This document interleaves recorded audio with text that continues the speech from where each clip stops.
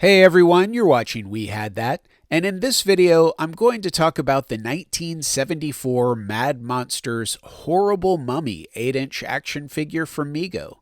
Some of my earliest action figures were 8-inch World's Greatest Superhero figures made by the Mego Toy Company. You can just barely make out two of my figures, Captain America and Shazam, in this blurry childhood Christmas photo.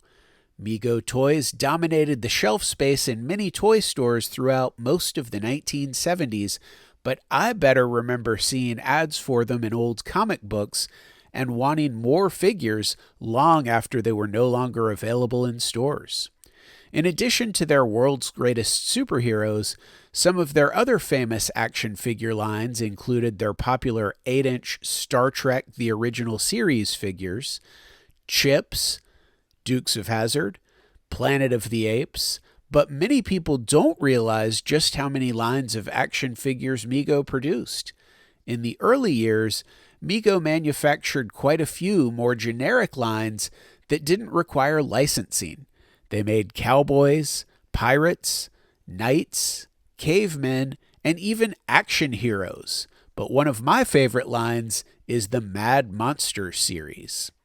Because Mego didn't have the license from Universal Pictures to release official Universal monsters, Mego had to be careful to release figures that didn't look too much like they were based on the characters from the Universal movies.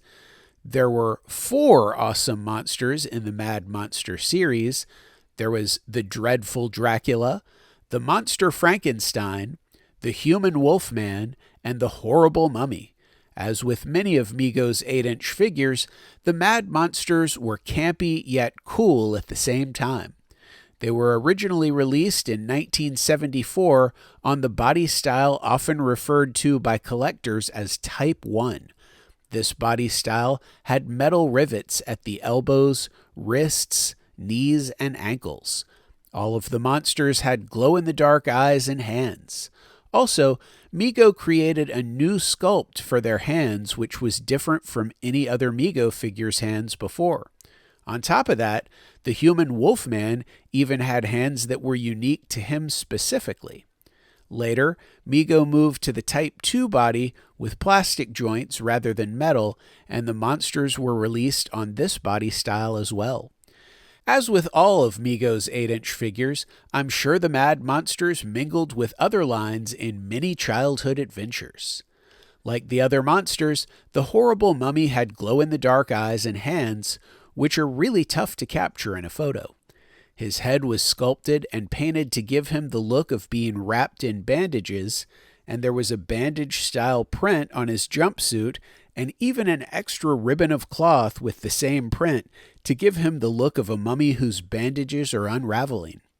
Because he wore a one-piece jumpsuit and had no shoes or accessories, this terror from the tomb is the easiest monster of the 4 to find complete.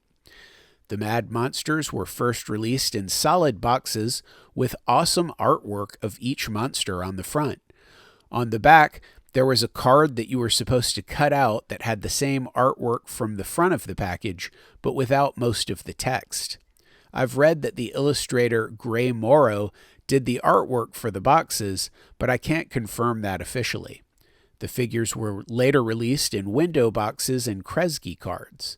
The window boxes and Kresge carded figures are nearly impossible to find. Lastly, under the Lion Rock banner, the Mad Monsters were released on a different card with a bubble. I've never seen one of these in person, and I've heard that they are the most difficult of all of the monsters to find in the package. All of the official packaging uses the same artwork as the original box somewhere on the package.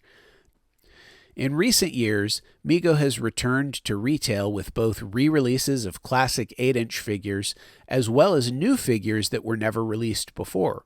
Some of my favorites have been their new monsters. There is a new mummy in this line of Mego figures, but it can never replace the original Horrible Mummy for me. Did any of you have Mego's Mad Monsters when you were a kid, or do you collect them now as an adult? Which one of the monsters is your favorite? Tell me in the comments below. Also, please give this video a like, share it on social media, and if you enjoy my content, please subscribe to my channel and hit that notifications bell so that you'll be notified when new videos are released. And one last thing, if you collect toys, you should know about ToyLanta, one of the biggest toy shows in the southeastern United States, held annually just north of Atlanta, Georgia. Visit ToyLanta.com for more information. As always, thanks for watching.